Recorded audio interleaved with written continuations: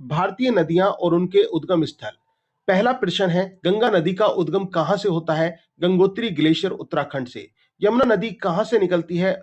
Yamunotri glacier बंदरपूर चोटी से। सिंधु नदी इंडस रिवर का उद्गम कहां से होता है? क्या स्थल है? मानसरोवर झील तिब्बत के पास सानोख्या बाब। नर्मदा और सोन नदियां कहां से निकलती हैं? अमरकंटक की पहाड़ियां मध्य प्रदेश से। ताप्ती नदी का उद्गम स्थान क्या है? मुल्ताई, बैतूल जिला, मध्य प्रदेश। दक्षिण भारत की सबसे लंबी नदी गोदावरी कहां से निकलती है? त्र्यंबकेश्वर, नासिक, महाराष्ट्र से। कृष्णा नदी का उद्गम कहां होता है? महाबलेश्वर, महाराष्ट्र। कावेरी नदी कहां से निकलती है? ब्रह्मगिरी पहाड़ियां, कर्नाटक।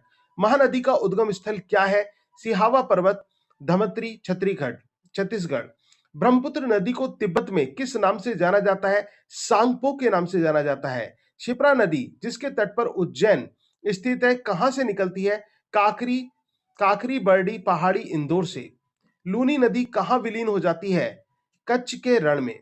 साबरमती नदी का उद्गम कहां है? अरावली अरावली पर्वतमाला, उदयपुर। शारदा नदी, काली नदी कहां से निकलती है? मिलास ग्लेशियर, कुमाऊं, हिमालय से।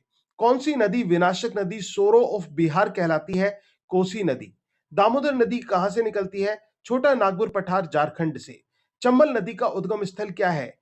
जनापाव पहाड़ी, महू, मध्य प्रदेश। बेतवा नदी कहां से निकलती है? विंध्य पर्वतमाला, रायसेन, मध्य प्रदेश से। सोन नदी किसकी सहायक नदी है? गंगा की। भारत की किस नदी को जैविक मरुस्थल कहा जाता है? दामोदर नदी। विश्व का सबसे बड़ा नदी द्वीप माजुली किस नदी पर है? ब्रह्मपुत्र नदी, असम। प्रयागराज में किन तीन नदियों का संगम होता है? गंगा, जमुना और सरस्वती। सरस्वती जो कि विलुप्त हो चुकी है। कौन सी नदी कर्क रेखा को दो बार काटती है? माही नदी। शिप्रा, चंबल, केन किसकी सहायक नदियां हैं? यमुना की। पेरियार नदी किस राज्य में बहती है? केरल में। तो दोस्तों, ये थे आज के हमारे नदियों को लेकर इंपॉर्टेंट क्वेश्चन, जो कि आपके एलटी ग्रेड जीएस के लिए बहुत इंपॉर्टेंट क्वेश्चंस है। अगर आपको ये शॉर्ट अच्छी लगी हो तो वीडियो को ज्यादा से ज्यादा लाइक करना, शेयर करना और कमेंट करना मत भूलिएगा। Thank you very much, your doctor Sachin Goswami.